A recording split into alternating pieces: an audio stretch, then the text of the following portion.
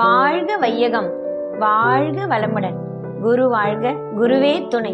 சிந்தனையை உடல்நலத்தை சீரமைத்து உய்வித்த குருவே வாழ்க. அனைவருக்கும் வணக்கம். நீண்ட நாள் கழிச்சு கொஞ்சம் இடைவெளி விட்டு உங்களெல்லாம் பார்க்குறேன். மாணவர்கள்லாம் பரீட்சை எழுதின காரணத்தினால கொஞ்சம் இடைவேளை. இன்னைக்கு நாம் இறை உணர்வும் அறநெறியும் அதை பற்றி பார்க்க போகிறோம். இறை உணர்வு ஒவ்வொரு மனிதனுக்குள்ளேயும் இறை உணர்வுங்கிறது வற்றாத நதி போல் நிச்சயமாக இருக்கும். ஆனால் நாம் அதை எப்படி பயன்படுத்துகிறோம் அப்படிங்கிறதுல தான் இருக்குது. நாமெல்லாம் இறை உணர்வு அப்படின்னா நமக்கு எப்போ வரும் அப்படின்னா, நம்ம மகிழ்ச்சியாக இருக்கும்போது நிச்சயமாக இறைவனை ஏதோ ஒரு மூலையில் நினச்சி பார்ப்போமா அப்படின்னா அது கொஞ்சம் கேள்விக்குறி. ஆனால் அதுவே நமக்கு துன்பம் வரும்போது நிச்சயமாக அந்த இறைவனை அப்போ தான் நம்ம நினச்சி பார்ப்போம். அப்போது நம்மை நாம் உணர்ந்து திருந்துவதற்காக மட்டுமே அந்த இறை உணர்வு என்ற எண்ணம் நம் மனதில் வரணும். அப்படி வந்தால் மட்டும்தான் இறைவன் இருக்கிறான் என்றே பொருள். அறநெறியும் இறை உணர்வும் தான் மனிதன் வாழ்க்கையில் அனைத்தையும் யோகிக்கக்கூடிய ஒரு விஷயம். நமக்கு அறநெறி அப்படின்னா எந்த செயலை செய்யறதுக்கு முன்னாடியும் அந்த செயலுக்கு உண்டான விளைவை நாம் கணிச்சிட்டோம் அப்படின்னா நிச்சயமாக நாம் எந்த தீவினைகளையும் நிச்சயமாக நாம் செய்ய மாட்டோம். இதை கடுவெளி சித்தர் ரொம்ப அழகாக பாடுவார். பாவம் செய்யாது இரு மனமே, யமன் கோபம் கொண்டு கொண்டோடி போவான் அப்படின்னு சொல்வார். அதாவது எந்த பாவமும் நீ செய்யாமல் இருந்தினாலே யமன் செஞ்சால் யமன் கோபம் கொண்டு போவான் அப்படிங்கிறாங்க. இதுவே நாம் எந்த பாவமும் செய்யாமல் இருக்கும்போது இறப்புங்கிறது நமக்கு ஒரு இனிமையான விஷயமா நிச்சயமாக நடக்கும். இது நான் ஒரு அழகான கதை மூலியமாக சொல்கிறேன். குருஷோத்திர போர் நடந்துட்டு இருந்தது இல்லையா? அப்போது போர் நடக்கிறதுக்கு எல்லா ஏற்பாடுகளும் நடந்தது. அப்போது அந்த போர் நடக்கக்கூடிய இடங்களை தூய்மைப்படுத்துறதுக்காக இந்த காலத்தில் இருக்கிற மாதிரி இல்லை இல்லையா? அந்த காலத்தில் யானையை கொண்டு தான் தூய்மைப்படுத்துவாங்க. அந்த மாதிரி மரங்களெல்லாம் வெட்டி சாய்ச்சி யானையை இட்டுட்டு போய் அதை சுத்தம் பண்ணிக்கிட்டு இருக்காங்க. இதை பார்க்கறதுக்காக கிருஷ்ணரும் அர்ஜுனனும் வராரு. 2 பேரும் வேடிக்கை பார்த்துட்டு நின்றுட்டு இருக்காங்க.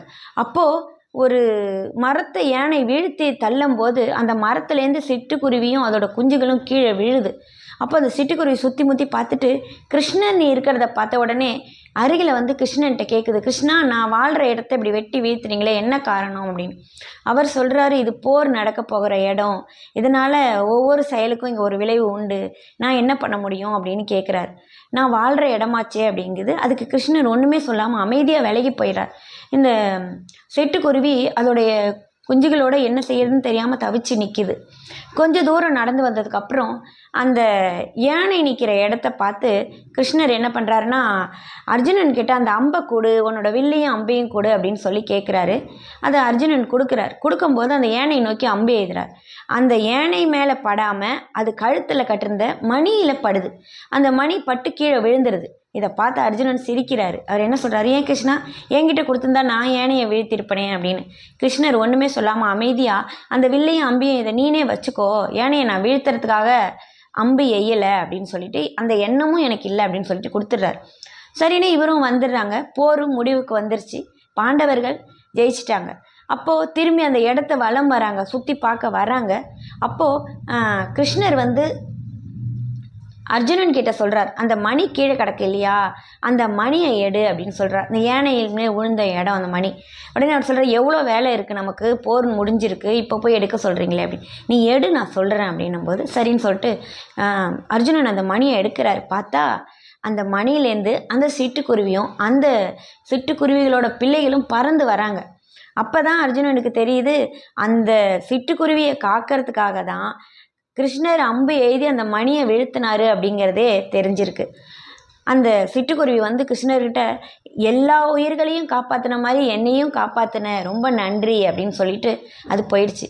அப்போ மனதார மன்னிப்பு கேட்டாராம் கிருஷ்ணர்கிட்ட அர்ஜுனன். ஏன்னா எதை எப்போ எப்படி கொடுக்கணும் அப்படிங்கிறது தெய்வத்துக்கு தெரியும், யாருக்கு எந்த உணர்வு அப்படின்னு. ஆனால் நாம் செய்யக்கூடிய செயல்களில் தான் இதெல்லாம் இருக்குது இல்லையா? நம் விளைவுகளை கணித்து நல்ல செயல்களை செய்யும்போது அந்த இடத்தில் தெய்வமே நமக்கு துணையாக நிற்கும். இதுவே நாம் செயல்களை எந்த விதமான இதுவும் யோசிக்காமல், பக்க விளைவுகளை பற்றி யோசிக்காமல் நாம் ஏதோ வாழ்ந்தோம், ஏதோ பிறந்தோம், வாழ்ந்தோம், ஏதோ இருக்கோம் அப்படின்னு சொல்லி நாம் இருந்தோம் அப்படின்னா நிச்சயமாக அதுக்குண்டான விளைவை நாம் கண்டிப்பாக அனுபவிப்போம். யாரையுமே சாதாரணமாக நினச்சி நம்ம மேலே இருக்கிற தவறை நாம் உணராமல் மற்றவர்கள் மேலே குற்றம் சாட்டுறது எந்த விதத்துலேயும் நியாயமாக ஆகாது இல்லையா? பாரதி ரொம்ப அழகாக சொல்வார், யாரையும் வெற்று காகிதம் என்று நினைக்காதே, ஒரு நாள் அவன் வானில் பட்டமாக பறப்பான், அப்போது நீனும் அண்ணாந்துதான் பார்க்க வேண்டும் அப்படின்னு. அப்போது நாம் யாரையுமே குறைச்சி மதிப்பிடக்கூடாது. ஒவ்வொருத்தருக்கும் ஒவ்வொரு விதத்துலேயும் அறிவு, தெளிவு, நியாயம் இது எல்லாமே இருக்கும். அவங்க பக்கத்தில் உள்ள நயத்தை அவங்க இடத்துல இருந்து பார்க்கும்போது தான் அது புரியும். நாம் நம்ம இடத்துல இருந்து யோசித்து தான் பார்ப்போமே தவிர அடுத்தவர்கள் நிலையை நாம் உணர்றதே இல்லை.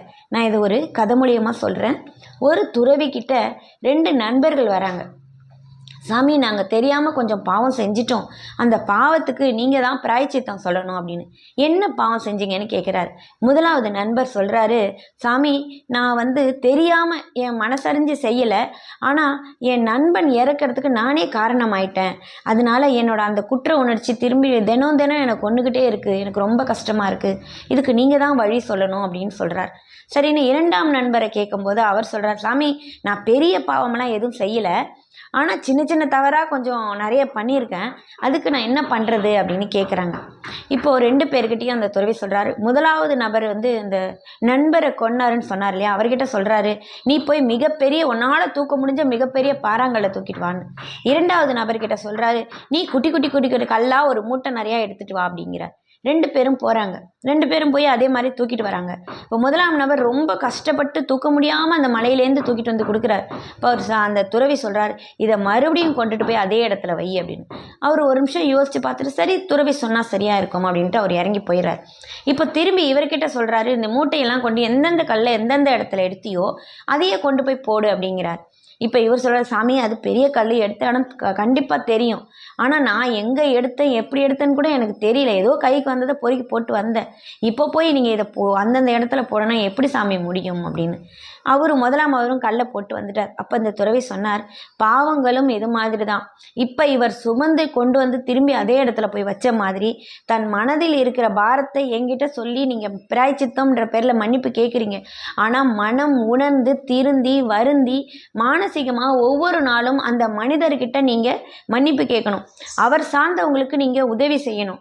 அதனால அவருடைய பாவம் குறையலாம். ஆனால் நீங்கள் சொன்ன மாதிரி சின்ன பாவங்கள் அப்படின்னு சொல்கிறது, பாவம் அப்படின்னாலே சின்னது பெருசுன்னு இல்லை, அதுலேயும் மனம் திருந்தாமல் இது சின்ன விஷயந்தானன்னு நாம் நினைக்கும் போது அதுதான் இந்த கற்கள் மாதிரி எடுத்த இடத்துல திரும்பி கொண்டு போய் சேர்க்கவே முடியாது. செய்த பாவங்களும் அப்படி தான். மனம் உணர்ந்து அந்த எந்தெந்த செயல்களை செய்கிறோமோ அந்தந்த செயலுக்கான தண்டனை நிச்சயமாக இருக்கும். ஆனால் அதை இறைவன் எப்படி எங்கு கொடுப்பார் அப்படிங்கிறது தான் தெரியாது. எவ்வுயிரும் எவ்வாறு எண்ணினவோ அவ்வுயிருக்கும் அவ்வாறு அருளினன் அருட்பெரும் ஜோதி அப்படின்னு சொல்வார் வள்ளல் பெருமான். அப்போது நாம் எந்த விஷயத்தை எப்படி எடுத்துக்கிறோங்கிறதுல தான் இருக்குது. இதை மகரிஷி அழகாக சொல்லுவாங்க, எண்ணியவை எண்ணியபடியே ஆகும், எண்ணத்தில் உறுதியும் ஒழுங்கும் இருந்தால் அப்படின்னு. நாம் எண்ணம் மட்டும்தான் நித்தமும் சிந்தனையிலையும் உயர்வோட உறுதியோடு இருக்கணும். இப்போது நம் வாழ்க்கை மிக சிறப்பாக அமையும். இன்றைக்கி நாம் இறை உணர்வும் அறநெறியும் பற்றி பார்த்துருக்கோம். இன்னும் வரும் நாட்களில் நிறைய தகவல்களோடு உங்களை சந்திக்கிறேன். நன்றி, வணக்கம், வாழ்க வளமுடன்.